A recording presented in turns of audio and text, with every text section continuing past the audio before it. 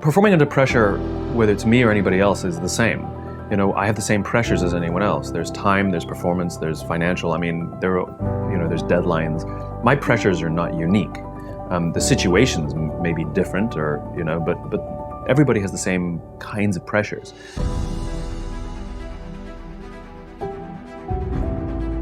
But what I find fascinating is the interpretation of the stimuli. Let me explain. So I was watching the Olympics, this last Summer Olympics, and I was amazed at how bad the questions were that the reporters would ask all the athletes. And almost always, they asked the same question, whether they were about to compete or after they competed. Were you nervous, right?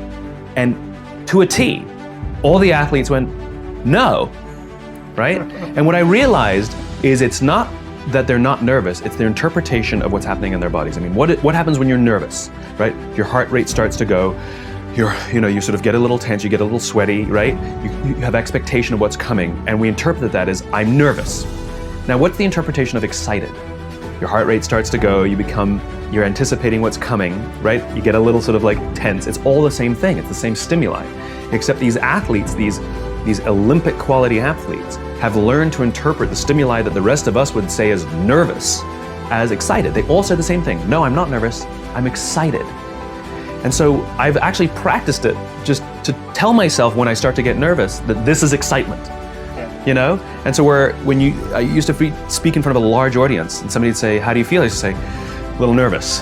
Now when somebody says, how do you feel? I'm like, really excited actually. And it came from just sort of telling myself, no, this is excitement. And it becomes a little bit automatic later on. But it's kind of a remarkable thing to deal with pressure by interpreting what your body is experiencing as excitement rather than nerves. And it's really kind of effective. It makes you want to rush forwards rather than pull back, and yet it's the same experience. I talk to so many smart, fantastic, ambitious, idealistic, hard-working kids, and they're right out of college, they're in their entry-level jobs, and I'll ask them, how's it going? And they'll say, I think I'm gonna quit. And I'm like, why? They say to me, I'm not making an impact. I'm like, you've been here 8 months, right? They treat the sense of fulfillment or even love like it's a scavenger hunt, like it's something you look for. My millennial friends, they've gone through so many jobs. They're either getting fired, it was mutual, or they're quitting because they're not making an impact, or they're not finding the thing they're looking for, they're not feeling fulfilled, as if it's a scavenger hunt.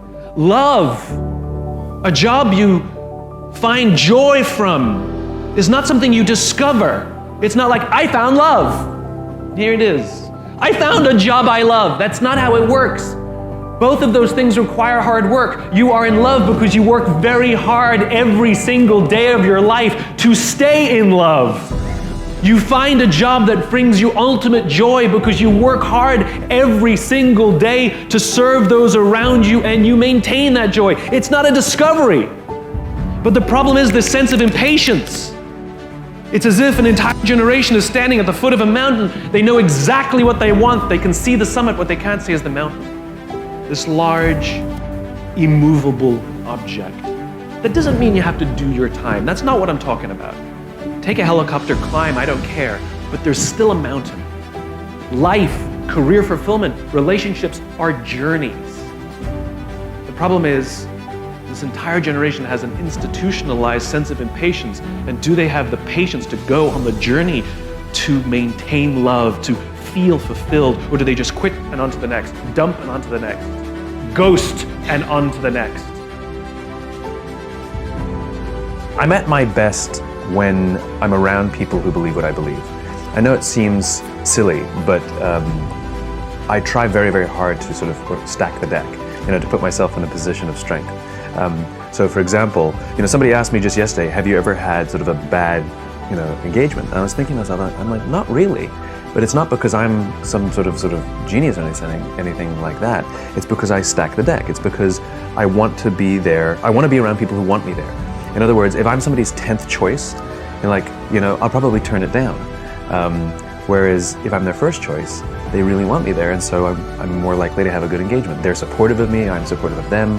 And so, yeah, I'm at my best when I stack the deck, when I choose to be in an environment where my strengths are there.